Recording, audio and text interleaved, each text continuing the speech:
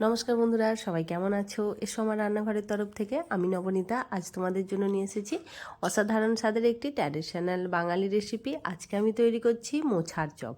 চলো, আমার মনে হয় এরকম দুর্দান্ত স্বাদের মোছার চপ তোমরা কেউ আগে কখনো ইউটিউবতে পাওনি। আজকে আমি প্রথমবার দেখাবো। তার জন্য দেখো, মোচাগুলো কিন্তু খুব ভালো করে মোচার যে বড় ফুলটা থেকে হয় সেগুলো সুন্দর করে ছাড়িয়ে নিয়ে এখন সিদ্ধ করে নিয়েছি। অল্প একটু নুন হলুদ দিয়ে ওটা হালকা করে একটু ভাপিয়ে রেখে দিয়েছি। ওটা কিন্তু কোনো রকম কুচিয়ে নিইনি, গোটা গোটাই পুরো সিদ্ধ করে রেখে দিয়েছি। এখন একটা দেখো ফ্রাইং প্যানের মধ্যে এখানে আমি গোটা জিরে আর একটা শুকনো লঙ্কা দিয়ে এখন আপাতত একটু গ্যাসের ফ্লেম কম রেখে ওটা একটু ড্রাই রোস্ট করে নিয়ে ওটা ঠান্ডা করতে দিয়ে দিলাম।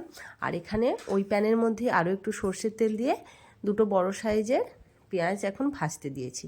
পেঁয়াজটা একটু অল্প করে লাল লাল করে ভেজে নেবো, খুব বেশি একদম পুড়িয়ে ফেলা চলবে না, তাহলে কিন্তু আবার মোচার চপের টেস্ট আসবে না। আর এখানে দেখো মিক্সি জারের মধ্যে আমি নিয়েছি কাঁচা লঙ্কা, আদা, রসুন, এগুলোই ছিল। এগুলো কিন্তু দেখছো খুব সুন্দর করে কিন্তু জল না দিয়ে একটা শুকনো শুকনো পেস্ট করেছি। পেঁয়াজটা হালকা ভাজা হয়ে যাওয়ার পর ওর মধ্যে আমি ওই আদা, কাঁচা লঙ্কা, রসুনের যে পেস্ট করেছিলাম ওটা দিয়ে দিলাম। এখন একটু ভালো করে এটা ভেজে নেব, ওই পেঁয়াজের সাথে একটু হালকা করে ভেজে নেব।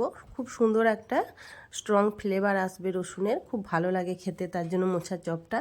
এখন দেখো খুব সুন্দর করে কিন্তু সমস্ত কিছু ভাজা হয়ে গেছে, মানে সমস্ত কিছুর কাঁচা গন্ধটা দেখি বুঝতে পারা যাচ্ছে যে কমে গেছে।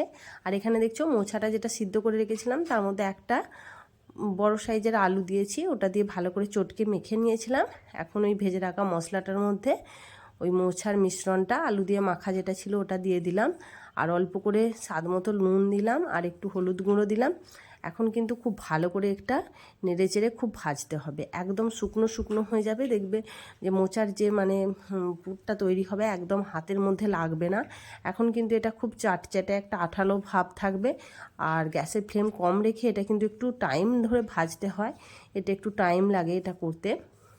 খুব ভালো করে ভেজে নেওয়ার পর এর মধ্যে কিন্তু আমি দিয়ে দিচ্ছি ওই যে শুকনো জিরেটা করে রেখেছিলাম, ড্রাই রোস্ট করে রেখেছিলাম, ওটা মিক্সির জারের মধ্যে এরকমভাবে গুঁড়ো করে নিয়েছিলাম।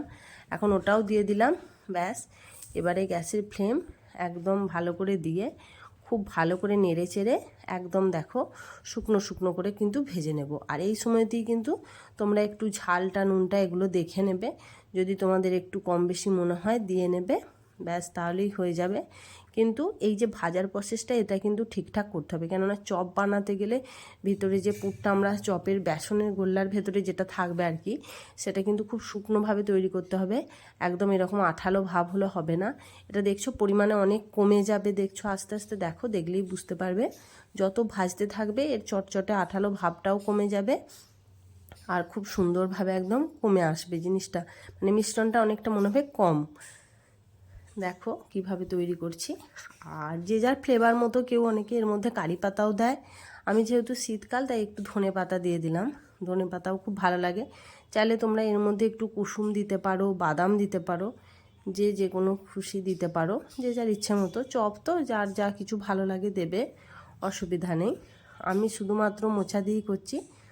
এখন দেখো এটা একটু ঠান্ডা হতে দিয়ে রাখলাম, পুরটা কিন্তু একদম রেডি হয়ে গেছে।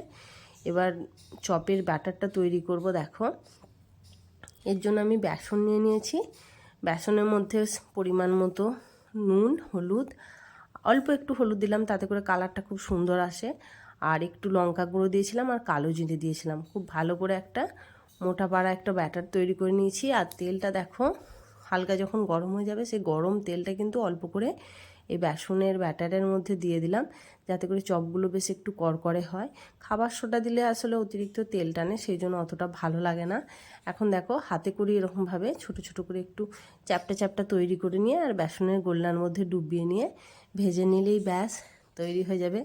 সন্ধেবেলা বা যে কোনো সময় আড্ডা দেওয়ার জন্য চায়ের সাথে, মুড়ির সাথে, সমস্ত কিছুর সাথেই খুব ভালো লাগে একদম। কিন্তু এই মোচার চপটা খুব খেতে ভালো লাগে তার একটাই কারণ, এটা কিন্তু দেখলে খুব সুন্দরভাবে মোচাটা বেশি পরিমাণে দিয়ে তৈরি করা হলো।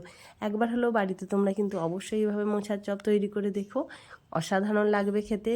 যাকে তৈরি করে খাওয়াবে সেই তোমার প্রশংসা করবে। আর কেমন লাগলো বাড়িতে যদি একবার তৈরি করে থাকো অবশ্যই আমাকে কমেন্টে জানাবে। ভালো লাগলে ভিডিওটা অবশ্যই আমার চ্যানেলটা সাবস্ক্রাইব করে আমার বন্ধু আর অনুরোধ রইল, আর অবশ্যই করে কিন্তু একটা লাইক দিয়ে দিও।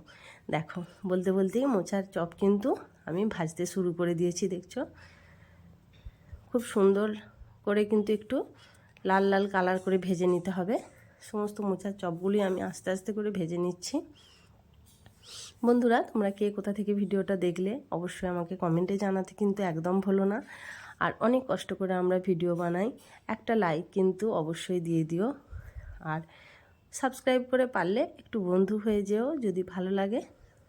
আজকের মতো আজ এখানেই আসি, দেখা হচ্ছে পরের দিন আরও একটা নতুন কোনো রেসিপির সাথে। ততক্ষণ পর্যন্ত সবাই ভালো থাকবে, সুস্থ থাকবে, টাটা।